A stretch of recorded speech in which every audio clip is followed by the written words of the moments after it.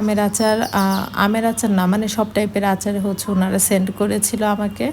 আর আমি হচ্ছে যেটা সত্যি কথা সেটাই আপনাদের সাথে শেয়ার করলাম। আর যাদের হচ্ছে কক্সবাজারের ওই বার্মিজ আচারগুলো পছন্দ তাদের কাছে বেশ ভালো লাগবে। ও হ্যাঁ, কিছু চকলেটকে সেন্ড করা হয়েছিল, নারিকেলের চকলেট, দেন হচ্ছে বাদামের চকলেট। বাট বাদামের চকলেটটা কেনার আগে অবশ্যই আপনারা এটা সাবধানতা অবলম্বন করবেন। রিসেন্টলি নাকি কক্সবাজারে যে নাটসের চকলেটগুলো সেল করে, ভিতরে নাকি হচ্ছে চিনির শিরা ঘন করে জাল দেওয়া থাকে আর মুড়ি দেওয়া থাকে, মুড়ি আর কি ভাজা টাইপের, এগুলো মিক্সড করা থাকে। বাট এই পেজের কিন্তু বাদামের যে চকলেটটা একদম আগে আমরা যেরকম বাদামের চকলেটগুলো খেতাম বার্মিজ টাইপের, এরকমই ছিল, খুব ভালো ছিল।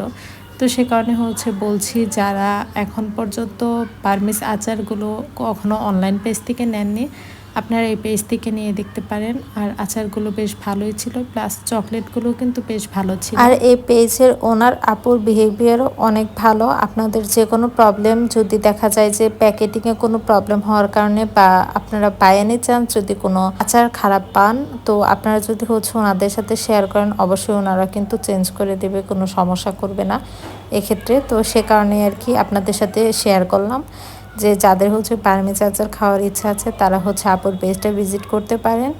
তো যাই হোক, আজকের আমার এই ছোট্ট ব্লগটি আপনাদের সবার কাছে কেমন লেগেছে আপনারা আমাকে একটু হচ্ছে চাইলে কমেন্টে জানাতে পারেন। আর বেশ অনেকদিন পর আজকে একটা ভিডিও ইউটিউবে আপলোড করছি, সেজন্য ভালো লাগছে। তো আজকের এই ভিডিওটি এখানেই শেষ করছি।